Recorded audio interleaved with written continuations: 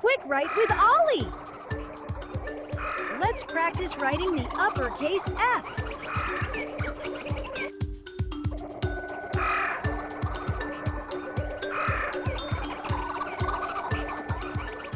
Hi there! Welcome to Quick Write with Ollie. I'm Ollie, and I'll be your writing guide. Today you will need a pencil and lined paper. Let's start by getting our page ready to write. On the left side of your page, make 3 quick write dots. 1 for the top line, 1 for the middle line, and 1 for the bottom line. These dots will help us stay neat and keep our writing the right size. All right, writers, let's jump right in and practice writing the uppercase F. Watch me write the first one. I start at the top line. I make a straight line down to the bottom line. I lift my pencil. I go back to the top line and make a straight line across. I lift my pencil. I go to the middle line and make a straight line across. That is an uppercase F. Now let's do 5 together. Ready? Right! Start at the top line. Make a straight line down to the bottom line. Lift your pencil. Go back to the top line and make a straight line across.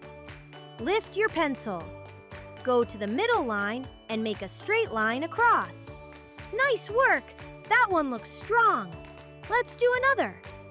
Ready? Right! Start at the top line. Make a straight line down to the bottom line. Lift your pencil. Go back to the top line and make a line across. Lift your pencil. Go to the middle line and make a line across. I like how focused you are. Keep going. Ready? Right. Start at the top line. Straight down to the bottom line. Across the top line. Across the middle line. 2 more. Keep your lines very straight. Ready? Right. Straight down to the bottom line. Across the top line. Across the middle line. Last one, slow and careful. Ready? Right. Straight down to the bottom line. Across the top line. Across the middle line. Look at your uppercase Fs. Circle the one you are most proud of. Great job today! You did some really careful writing.